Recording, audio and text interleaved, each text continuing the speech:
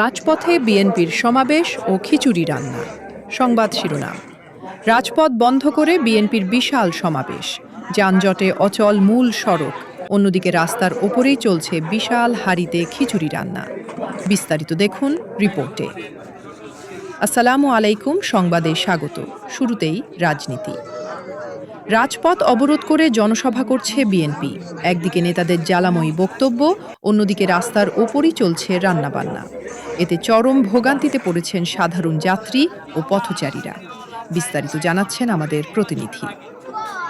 তবে সমাবেশের পাশেই দেখা গেল এক ভিন্ন চিত্র। রাস্তার এক অংশ দখল করে বসানো হয়েছে বিশাল সব ডেকচি। ইট সাজিয়ে তৈরি করা হয়েছে চুলা, সেখানেই চলছে নেতাকর্মীদের জন্য খিচুড়ি রান্না। দুপুরের খাবার আয়োজনে ব্যস্ত সময় পার করছেন দলের কর্মীরা। এদিকে রাস্তা বন্ধ করে এমন কর্মসূচির কারণে আশপাশের এলাকায় সৃষ্টি হয়েছে তীব্র যানজট। ঘণ্টার পর ঘণ্টা আটকে আছে গণপরিবহন। যাত্রীরা বলছেন রাজনৈতিক কর্মসূচির কারণে এমন জনদুর্ভোগ অনাকাঙ্ক্ষিত।